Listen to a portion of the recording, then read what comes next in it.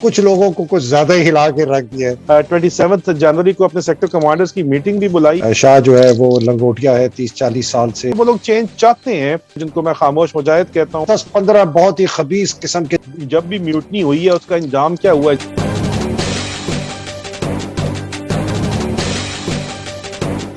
अस्सलाम वालेकुम पाकिस्तान, मैं हूं हैदर मेहदी और मेरा ये एक्सक्लूसिव एक सीरीज ऑफ प्रोग्राम देखने का बहुत बहुत शुक्रिया। आज आपके सामने एक ऐसी शख्सियत को पेश कर रहा हूं जो कि जानी पहचानी शख्सियत है।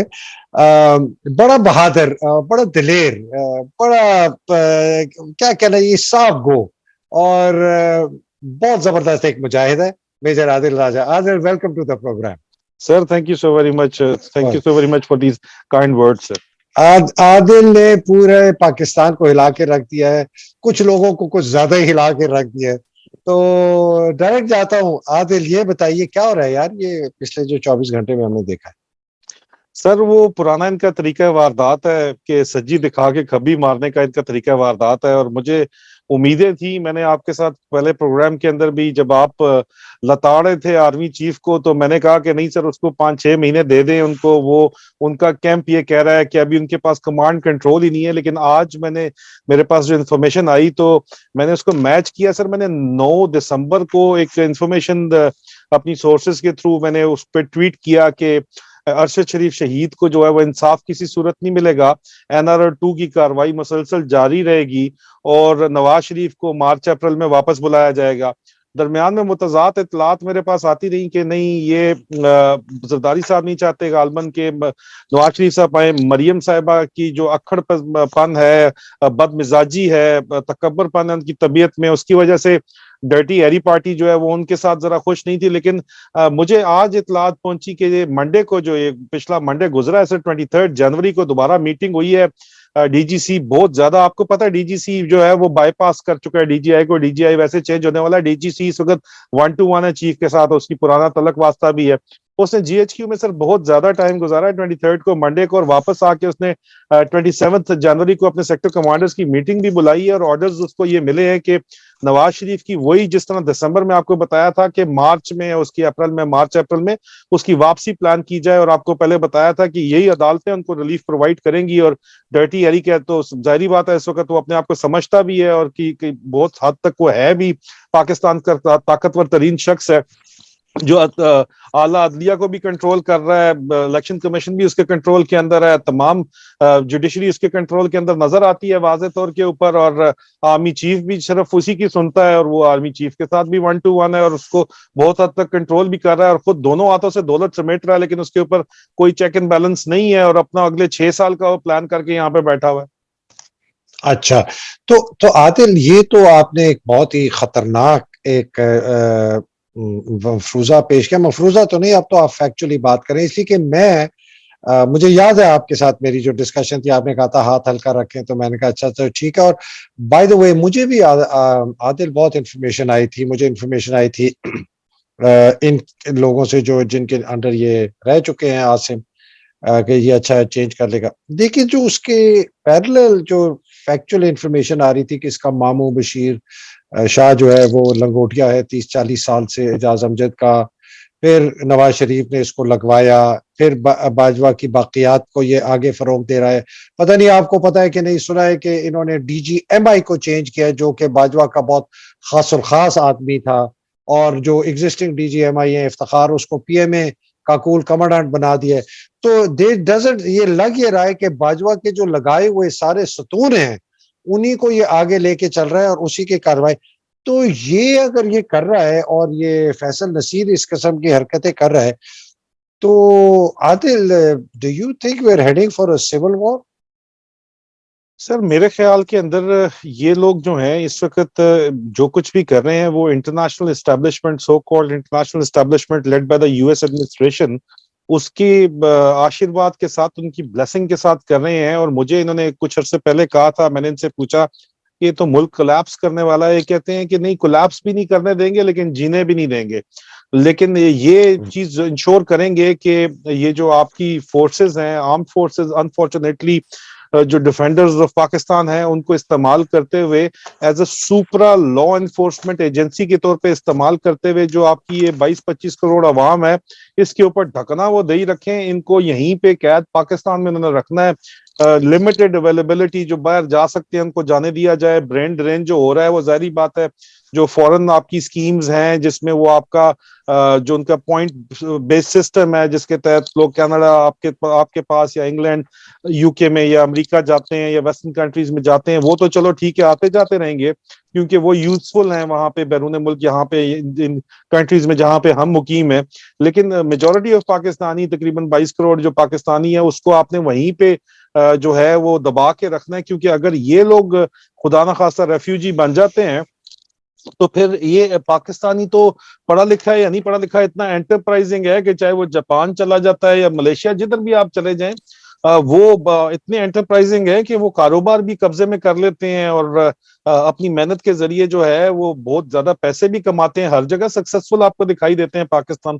तो ये भी नहीं ये चाहते कि पाकिस्तानी पूरी दुनिया के अंदर फैल जाएं, ये पाकिस्तानियों को वहीं रखना चाहते हैं और उसके लिए ये एस्टेब्लिशमेंट को इस्तेमाल करना चाहते हैं और इस्तेमाल कर रहे हैं। यहाँ पे इस्तेमाल हो रही है हमारी एस्टेब्लिशमेंट विलिंगली और अनविलिंगली। अब ये सिस्टम क्यों चल रहा है इस तरह, क्योंकि सर आपको भी पता है कि द काइंड ऑफ इंसेंटिव, इतनी बड़ी गाजर ऑफर की जाती है, जो बंदा जनरल एक दफा बन जाता है उसकी फिर नस्लों को आगे काम नहीं करना पड़ता, क्योंकि उसको इतना कुछ वो दे देते हैं। तो यही एस्पिरेशन है नीचे भी जिनको गाजर नजर आ रही है कैरियर ऑफिसर्स की, या जिनको हम आपस में लंगर गप में टोनी ऑफिसर कहते हैं, उनकी भी यही एस्पिरेशन है कि भाई बस बाकी सब खाता छोड़ो, अपने नाक की सीध में देखो, जर्नैल बन जाओ किसी तरह।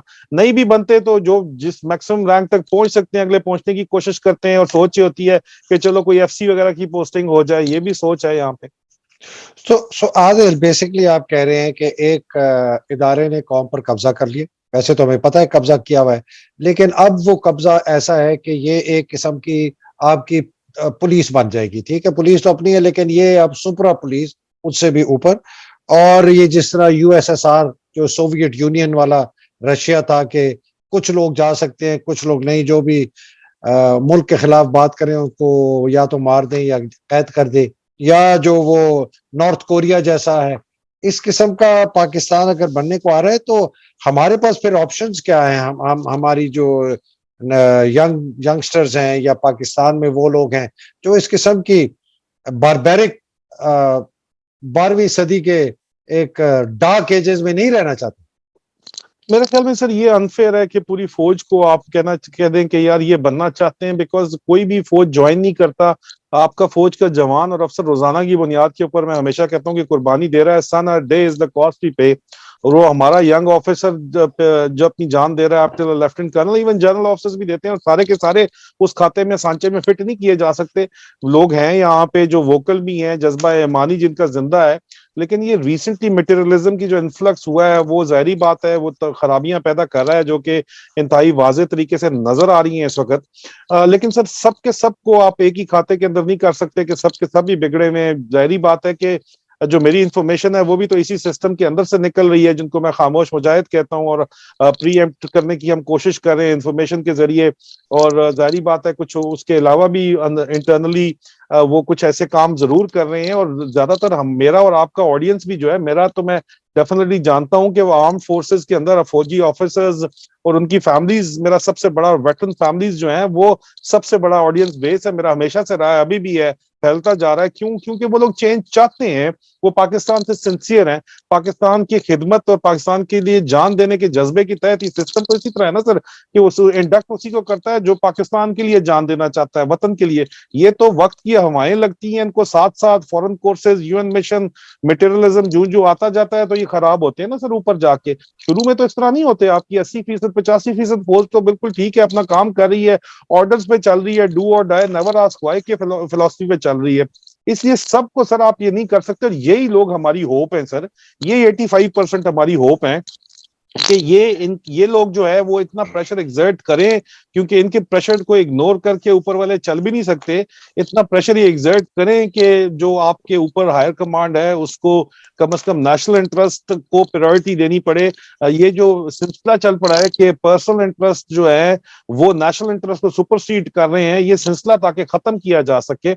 और मेरे ख्याल में कौम भी सिर्फ और सिर्फ जो प्लेट के ऊपर रख के आजादी मांगती है, उसको भी प्लेट पे रख के, मैंने आज बोला कि बिस्किट तो मिल सकते हैं लेकिन आजादी प्लेट पे रख के नहीं मिल सकती आपको। आपको कौम को अगर अपना हक चाहिए तो हक अपना लेने के लिए अपना डेमोक्रेटिक राइट ऑफ प्रोटेस्ट इस्तेमाल करना पड़ेगा। आप अगर आज देखें सर, इमरान खान पिछले 24 घंटे में अगर मुश्किल में है और जमान पार्क के आसपास लोग जमा हो गए हैं, तो अगर कौम जो है चंद लाख की तादाद में, मैं कहता हूँ 25 करोड़ अवाम में से 10 लाख लोग भी अगर निकल आए तो यहाँ रेवोल्यूशन आ सकती है। 25 करोड़ में क्या 10 लाख लोग भी जिंदा नहीं है कि वो नहीं निकल सकते सर? फिर सवाल तो ये पैदा होता है, क्वेश्चन मार्क। ठीक है, रेजिस्टेंस होती है, लोगों के पीछे पड़ते हैं, लेकिन उसके बावजूद 25 करोड़ भी तो एक बहुत बड़ा फिगर है ना सर। उसमें अगर 10 लाख लोग बाहर निकल आए तो रेवोल्यूशन आ जाएगा, मसला हल हो जाएगा। Adil, thank you. आदिल, ये एक बड़ा इंपॉर्टेंट पॉइंट आपने उठाया, इसको जरा डिस्कस करना है। मैं I really want to discuss this because ये मूट पॉइंट है कि जी फौज में 80-85% लोग ठीक हैं या 90% लोग ठीक हैं या 95% ठीक है, 5% जो है वो खराब है। 27,000 हमारा फौजी अफसर है, 6.25 लाख का हमारा जवान है। उस 27,000 अफसर में से शायद 15-20 जर्नैल ऐसे हैं जो बहुत ही सर गलीज 35 किस्म से के। 40 हजार अफसर है, सर्विसेज को भी तो मिलाएं ना। सर्विसेज को अगर आप सपोर्ट आर्म्स को मिलाएं, एएमसी के डॉक्टर एएफएनएस को मिलाएं, तो 40,000 तक टप जाता चले है ऑफिसर्स। चले जी सर। चले, मैं कहता हूं जी इतने हैं, और उसमें से जी 10-15 बहुत ही खबीस किस्म के जर्नैल हैं जिन्होंने इस मुल्क को लूटा है। मैं ये इसलिए कर रहा हूं, इसलिए ये बहुत सवाल मेरे से भी पूछा जाता है कि मेहदी साहब, अगर ये फौज इतनी जबरदस्त है तो इसके अंदर कोई ऐसा निजाम हमें नहीं नजर आता है कि इसका जब आर्मी चीफ या उसके चोटी के 2-3 जर्नैल पहुंच जाएं और इस मुल्क की ऐसी की तैसी कर लें जो कि 1958 से हमने देखती आई है। हमने कभी नहीं देखा कि फौज के अंदर से किसी ने हमें मार्शल लॉ वगैरह से बचाया हो या हमें किसी सियासतदान की करप्शन से बताया हो। और बाजवा के 9 महीने में हमने कहीं नहीं देखा फौज के अंदर कि बाजवा की बदमाशी, इसका मुल्क को बेचना। बाजवा की बदमाशी को तो मैं माफी चाहता हूं आदिल, इट इज लाइक कि आपने अपनी माँ को दलालों के हाथ बेच के उसको बाजारे हुस्न में जाके बिठा दिया। ये बाजवा ने किया है पाकिस्तानी कौम के साथ कि अपनी माँ, हमारी कौम, उसने दलालों, खुद दलाल बन गया और ये दूसरे दलाल जो है जरदारी और शरीफों के हाथ बेच के। तो आप 95% फौज को अच्छा कहते रहे, लेकिन अगर वो फौज ही की ताकत से ये कर सकते हैं, आसिम मुनीर इसी फौज की ताकत से ये कर सकता है, फैसल नसीर इसी फौज की ताकत से कर सकता है, इसी 6.5 लाख बंदूकों की ताकत से, इन्हीं 40,000 अफसरों की ताकत से, तो ये मुझे समझाएं कि फिर अगर ये कर सकता है तो ये इस फौज का हमें क्या फायदा जो कि बाहर तो शहीद होती है, वॉर ऑफ टेरर में लड़ती है, लेकिन इन लोगों को ताकत देती है कि ये अपनी माँ को बेचते हैं बाजार हुसन में जाके और दलाली करते हैं और उसको ज्यादती करवाते हैं उसके साथ। इसका मुझे जवाब दें प्लीज। देखिए सर, आप मेरे बुजुर्ग हैं, आपको जवाब अच्छे तरीके से पता है। मैं आपको थोड़ा 75% पीछे, 75 साल पीछे लेके जाना चाहता हूँ इस जवाब के लिए। जब पाकिस्तान और हिंदुस्तान को आजादी दी, पाकिस्तान की और इंडियन फौज, ये रॉयल इंडियन आर्मी थी, और इसको उन्होंने उन्होंने खुद अपनी ट्रेडिशंस के तहत ग्रूम किया, और उन्हीं ट्रेडिशंस के तहत इसको ग्रूम करके एज देयर एजेंट वो इसको यहाँ पे छोड़ के चले गए। और इन्होंने वो रवाबत आज दिन तक रखे हम लोगों के साथ, ठीक है सर। आज दिन तक वो एसोसिएशन और वो एफिलिएशन इन्होंने रखी हैं। क्वीन की चाहे जुबली थी या पेजेंट था या अभी किंग की सेरेमनी है, वहां पे आपको इंडियन आर्मी और पाकिस्तान आर्मी के ऑफिसर्स यहाँ पे नजर आएंगे। और जाहिर बात है वो एसोसिएशन, उन रेजिमेंट्स की वो ट्रेडिशंस अभी तक चल रही हैं। तो इन्होंने तो छोड़ा था दोनों मुल्कों के अंदर एज देयर एजेंट्स, ठीक है सर। हमने क्या किया कि हम लोगों ने आज दिन तक वही किरदार अदा कर रहे हैं। पहली बात, हिंदुस्तान ने ये बात रियलाइज कर ली, नेहरू ने 1950 में 2-3 सालों के अंदर के भाई ये एजेंट छोड़ गए और ये मार्शल लॉ लगा सकते हैं किसी भी टाइम के ऊपर। नेहरू ने 1950 में सिस्टम ऑफ कॉन्स्टिट्यूशनल रिफॉर्म्स शुरू किया, वो system of constitutional reforms 2 decade लगे उनको कंप्लीट करने में। 71 में जब फील्ड मार्शल सैम मानेकशॉ ने पाकिस्तान को 2 टुकड़े किया और उसके बाद ये अफवाह फैली दिल्ली के अंदर कि सैम मानेकशॉ जो है वो गवर्नमेंट टॉपल करके मार्शल लगा देगा, तो दिल्ली में लोग हंसते थे और वो कहते थे कि it is simply not possible because in last 20 years we have put a system of checks and balances which is simply makes it impossible। अब सवाल पाकिस्तान में इस तरह का कोई चेक एंड बैलेंसेस सिस्टम जो है वो शुरू नहीं किया, क्यों करने नहीं दिया गया, ठीक है, बल्कि उल्टा क्या किया गया कि उस सिस्टम को मजीद रीइंफोर्स कर दिया गया। अयूब खान ने कॉन्स्टिट्यूशन में रिफॉर्म की, आर्टिकल 199 क्लॉज 3 डाली कि जी चीफ ऑफ आर्मी स्टाफ जो है या आर्मी का कमांडर इन चीफ किसी भी अफसर को बगैर वजह बताए थ्रू एडमिनिस्ट्रेटिव एक्शन फौज से फारिग कर सकता है, जो कि बाजवे ने भी किया, बाजवे से पहले भी बहुत से चीफ्स ने किया। हल्की सी कोई बंदा बोलता है, कोई अफसर बोलता है जो 85% फोर्स जिसको आप दोष देते हैं, आप कहते हैं यार ये बोलते नहीं है, वो जरा सा बोले उनको फारिग कर देते हैं, वो उनको कहते हैं जाओ शाबाश घर छुट्टी, चाहे उसका कैरियर है, और कुछ कख नहीं देते।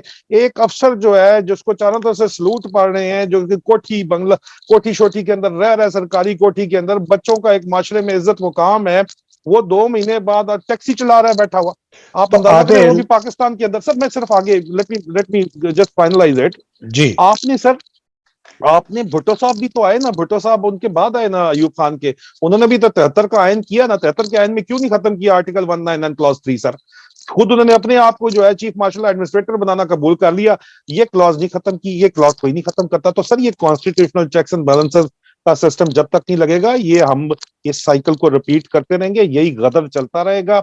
ऊपर जो टॉप के ऊपर बंदा बैठेगा उसको कॉम्प्रोमाइज ये कर लेते हैं, जिस तरह बाजवे को उन्होंने कॉम्प्रोमाइज कर लिया था, उसको किसी ना किसी तरीके से कॉम्प्रोमाइज करते हैं, वो ऑर्डर देगा, उसका ऑर्डर जो नहीं सुनेगा वो फारिग हो जाएगा।